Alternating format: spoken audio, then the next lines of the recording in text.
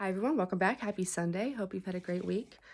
Today we are continuing in First Kings. It's a little shorter this week. We're going to do chapters just 15 and 16 because chapter 17 begins, like the new heading is the new section, if you will, of First Kings. It begins the stories of the prophets. So I kind of like to keep that all together if we can. So what we have today is kind of a brief summary of a lot of leaders, a lot of kings. To connect the previous chunk of story to the next chunk of story, if that makes sense. So that's what we're doing. Please forgive pronunciations. I've looked some of them up, but there's a lot of names, but they don't really continue on much further, so I'm not making a bunch of notes in my tiny Bible for all the pronunciations. I'm doing my best, but if you hear a pastor say it differently, go with what they say over what I say. All right. Without further ado, chapter 15. In the 18th year of King Jeroboam, son of Nebat, Abijam became king of Judah. He reigned 3 years in Jerusalem. His mother's name was Maacah, daughter of Abishalom. He imitated all the sins, and this is the key part. He imitated all the sins of his father and had committed before him, and his heart was not entirely with the Lord, his God, like the heart of his grandfather David. Yet for David's sake, the Lord, his God, gave him a lamp in Jerusalem, raising up his son after him and permitting Jerusalem to endure. Because David had pleased the Lord and did not disobey any of his commands as long as he lived, except in the case of Uriah the Hittite. Remember what he did there? He had him killed because he wanted his wife. The rest of Abijam's acts with all that he did are written in the book of the Chronicles of the Kings of Judah. There was a war between Abijam and Jeroboam. Abijam rested with his ancestors, he died, and was buried in the city of David, and his son Asa succeeded him as king. In the 20th year of Jeroboam, king of Israel, Asa, king of Judah, began to reign. He reigned 41 years in Jerusalem. His grandmother's name was Maacah, daughter of Abishalom. Asa pleased the Lord like his forefather David, banishing the temple prostitutes from the land and removing all the idols his father had made. He also deposed his grandmother Maacah from her position as queen mother because she had made an outrageous object for Asheroth. Asa cut down this object and burned it in the Kidron Valley. The high places did not disappear, yet Asa's heart was entirely with the Lord as long as he lived. He brought into the temple of the Lord his father's and his own votive offerings of silver, gold, and various utensils. There was war between Asa and Baasha, king of Israel, as long as they both reigned. Baasha, king of Israel, attacked Judah and fortified Ramah to prevent communication with Asa, king of Judah. Asa then took all the silver and gold remaining in the treasuries of the temple of the Lord and the royal palace, entrusting them to his ministers. King Asa sent them to Ben-Hadad, son of Tabrimamon, son of Hezion, king of Aram, resident in Damascus. He said, "There is a treaty between you and me, as there was between your father and my father. I am sending you a present of silver and gold. Go, break your treaty with Baasha, king of Israel, that he may withdraw from me." Ben-Hadad agreed with King Asa and sent the leaders of his troops against the cities of Israel. They attacked Ain, Dan, Abel-Meth-Maacah, and all of Chinneroth, besides all the land of Naphtali. When Baasha heard of it, he left off fortifying Ramah and stayed in Tirzah. Then King Asa summoned all Judah without exception, and they carried away the stones and beams with which Baasha was fortifying Ramah.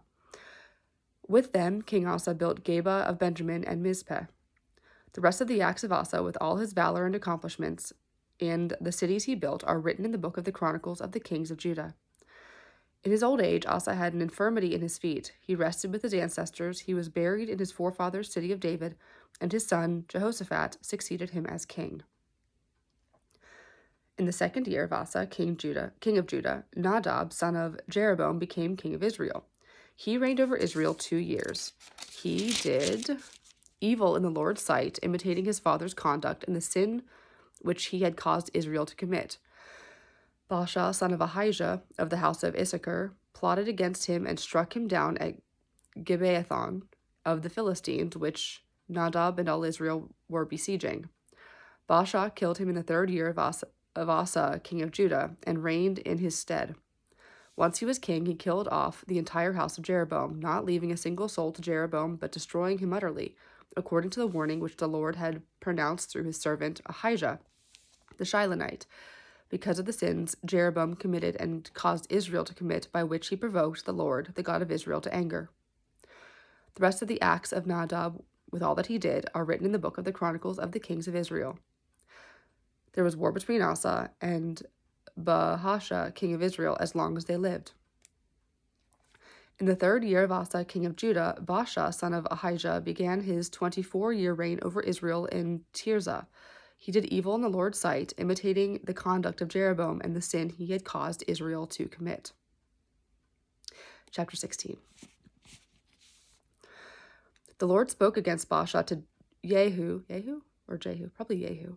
son of Hanai, and said, "Inasmuch as I lifted you up from the dust and made you ruler of my people Israel, but you have imitated the conduct of Jeroboam and have caused my people Israel to sin, provoking me to anger by their sins, I will destroy you, Baasha, and your house. I will make your house like that of Jeroboam, son of Nebat. If anyone of Baasha's line dies in the city, dogs shall devour him. If he dies in the field, he shall be devoured by the birds of the sky." The rest of the acts of Baasha, with all his valor and accomplishments, are written in the book of the Chronicles of the Kings of Israel. Baasha rested with his ancestors. He was buried in Tirzah, and his son Elah succeeded him as king.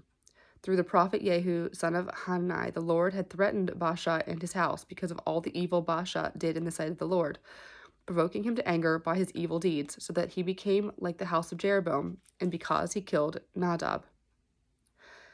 In the 26th year, again, these are just all little summaries. They'll get into a little more detail later, but these are summaries that connect this piece to this piece. Verse 8. In the 26th year of Asa, king of Judah, Elah, son of Baasha, began his 2-year reign over Israel in Tirzah. His servant Zimri, commander of half his chariots, plotted against him. As he was in Tirzah, drinking to excess in the house of Arza, superintendent of his palace in Tirzah, Zimri entered. He struck and killed him in the 27th year of Asa, king of Judah, and reigned in his place. Once he was seated on the royal throne, he killed off the whole house of Baasha, not sparing a single male relative or friend of his. Zimri destroyed the entire house of Baasha, as the Lord had prophesied to Baasha through the prophet Jehu, because of all the sins which Baasha and his son Elah committed and caused Israel to commit, provoking the Lord, the God of Israel, to anger by their idols. The rest of the acts of Elah, with all that he did, are written in the book of the Chronicles of the Kings of Israel. In the 27th year of Asa, king of Judah, Zimri reigned 7 days in Tirzah. The army was besieged in Gibbethon of the Philistines, when they heard that Zimri had formed a conspiracy and had killed the king. So that day in the camp all Israel proclaimed Omri, general of the army, king of Israel. Omri marched up from Gibbethon, accompanied by all Israel, and laid siege to Tirzah. When Zimri saw the city was captured, he entered the citadel of the royal palace and burned down the palace over him. He died because of the sins he had committed, doing evil in the sight of the Lord and imitating the sinful conduct of Jeroboam, thus causing Israel to sin. The rest of the acts of Zimri with the conspiracy carried out are written in the book of the Chronicles of the Kings of Israel. At that time, the people of Israel were divided, half following Tibni, son of Ginath, to make him king, and half for Omri. The partisans of Omri prevailed over those in Tibni, son of Ginath.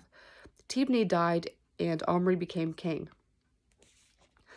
In the 31st year of Asa, king of Judah, Omri became king. He reigned over Israel 12 years, the first 6 of them in Tirzah. He then bought the hill of Samaria from Shemer for 2 silver talents, and built upon the hill, naming the city he built Samaria, after Shemer, the former owner. But Omri did evil in the Lord's sight beyond any of his predecessors. He closely imitated the sinful conduct of Jeroboam, son of Nebat, causing Israel to sin and provoke the Lord, the God of Israel, to anger by their idols. The rest of the acts of Omri, with all his valor and accomplishments, are written in the book of the Chronicles of the Kings of Israel. Omri rested with his ancestors. He was buried in Samaria, and his son Ahab succeeded him as king. In the 38th year of Asa, king of Judah, Ahab, son of Omri, became king of Israel. He reigned over Israel and Samaria for 22 years. Ahab, son of Omri, did evil in the sight of the Lord, more than any of his predecessors. It was not enough for him to imitate the sins of Jeroboam, son of Nebat. He even married Jezebel, daughter of Ethbaal, king of the Sidonians, and went over to the veneration and worship of Baal. Ahab erected an altar to Baal in the temple of Baal, which he built in Samaria, and also made a sacred pole. He did more to anger the Lord, the God of Israel, than any of the kings of Israel before him. During his reign, Hiel from Bethel rebuilt Jericho. He lost his firstborn son, Abiram, when he laid the foundation, and his youngest son, Segub, when he set up the gates, as the Lord had foretold through Joshua, son of Nun. And that is the end of chapter 16. So, again, we're connecting two parts of the history of the kings of Israel, and in this case, Jerusalem. They weren't always the same. Something that always sticks out to me here, it's, find an exact phrasing. If we go back to in chapter 16, verse 19, because of the sins he had committed, doing evil in the sight of the Lord, by imitating the sinful conduct of Jeroboam, thus causing Israel to sin. It's not just that the king did these things, it's that he caused, by the king leading this way, he caused other people to sin. It just reminds me of, I believe is it Matthew 6, the millstone verse. You'd be better to hang a millstone. One would be better to hang a millstone around his neck and drown, essentially, than to cause one of these little ones to sin. So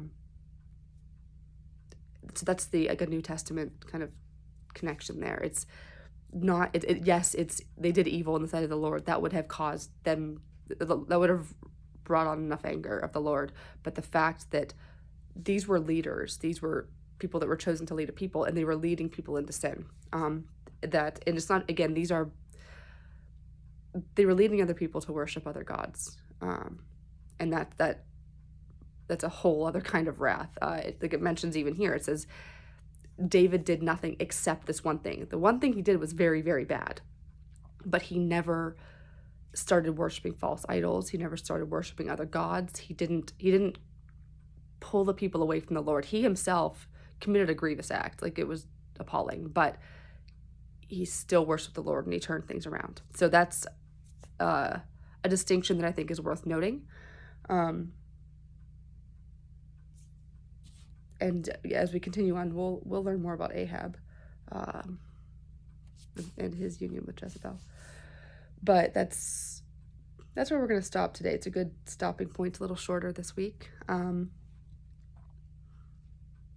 Yeah, we're gonna stop there. Okay. Before we wrap up, last year Christmas Eve was on a Sunday. Yeah, Christmas Eve was Sunday, so I did a little Christmas reading.